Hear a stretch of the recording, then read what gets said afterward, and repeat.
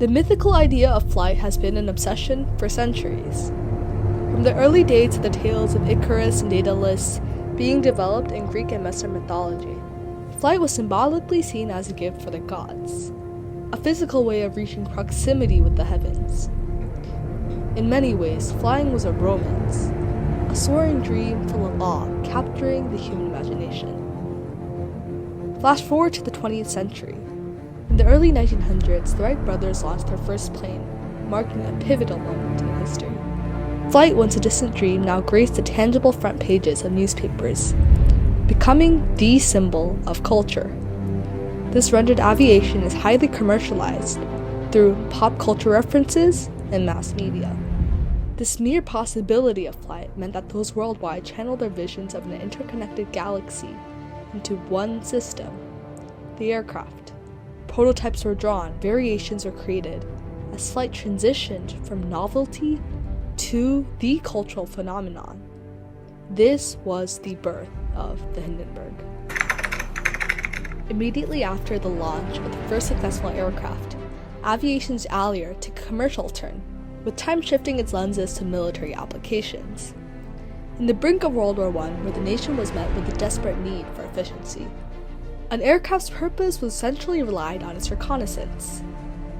The Fokker was prominent, being named one of the first military flights armed with a machine gun and widespread airfoil, allowing for precise attacks. Aerial battles unfolded, transforming the stereotypical perception of aircrafts. As times passed, models evolved, collapsing into different prototypes with narrower tunnels and wider airfoils. This eventually led to the emergence of the Hindenburg. This movement effectively marked a transition in the status quo. Aircrafts were used for marking definitive victories in warfare, and was a symbol of both triumph and tragedy, which would later be embodied by Karl Norden's precision bombing.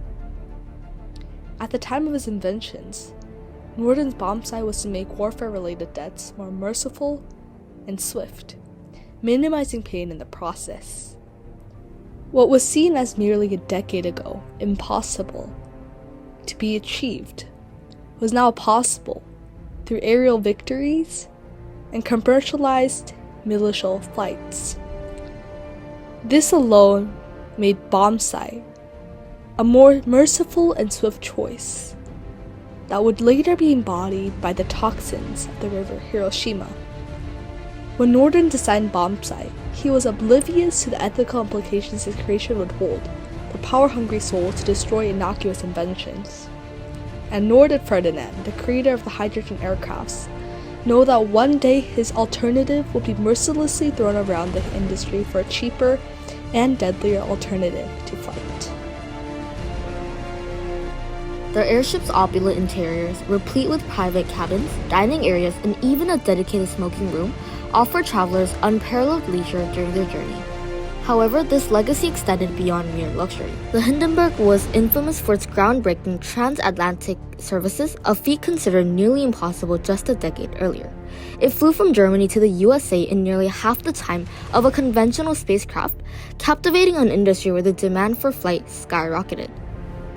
On May 6, 1937, while flying to Naval Air Station Lakehurst in New Jersey, tragedy struck as the Hindenburg was engulfed in a devastating inferno.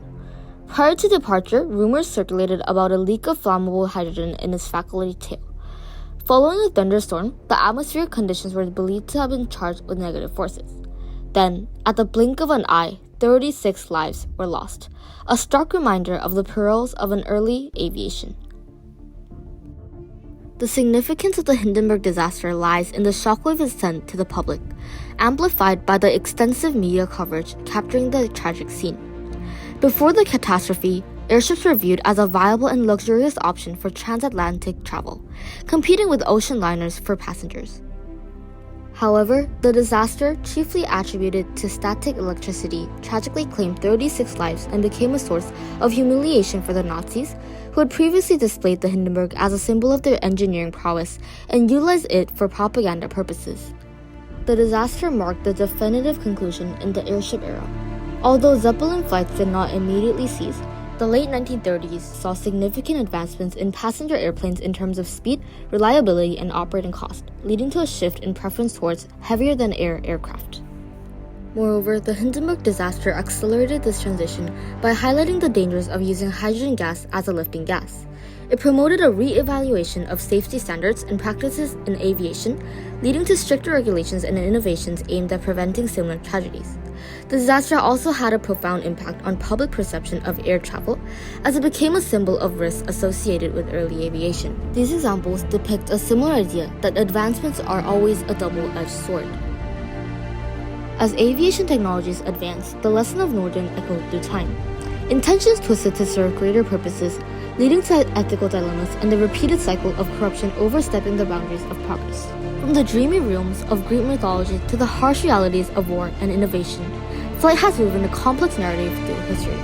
As we continue to soar into the future, let us reflect on the lessons learned from the wings of time.